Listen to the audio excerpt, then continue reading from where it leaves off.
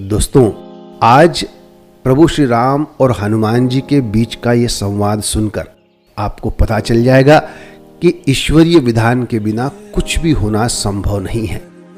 वही होता है जो ईश्वर चाहते हैं। मैं न होता तो क्या होता।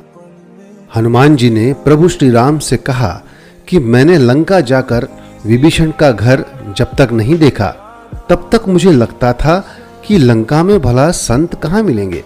प्रभु, मैं तो समझता था कि संत सिर्फ भारत में ही होते हैं, लेकिन जब मैं लंका में सीता जी को नहीं ढूंढ सका और विभीषण ने उपाय बताया तो मैंने सोचा कि जिन्हें मैं प्रयत्न करके नहीं ढूंढ सका उनका पता तो इन लंका वाले संत ने ही बता दिया।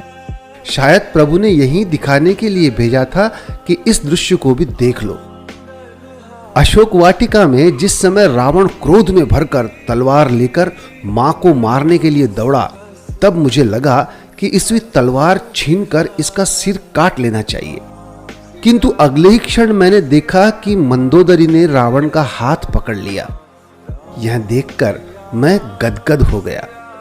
ओ प्रभु, आपने कैसी शिक्षा दी। यदि मैं कूद पड़ता तो मुझे भ्रम हो जाता कि यदि मैं न होता तो क्या होता। बहुधा व्यक्ति को ऐसा ही भ्रम हो जाता है। मुझे भी लगता कि यदि मैं न होता तो सीता जी को कौन बचाता।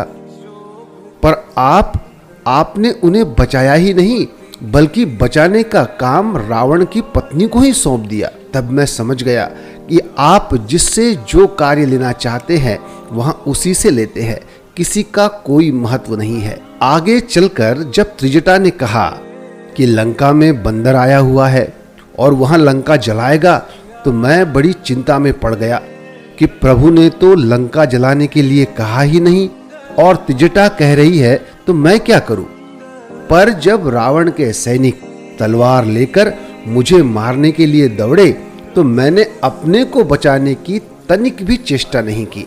और जब विभीषण ने आकर कहा कि दूत को मारना अनीति है तो मैं समझ गया कि मुझे बचाने के लिए प्रभु ने ये उपाय कर दिया।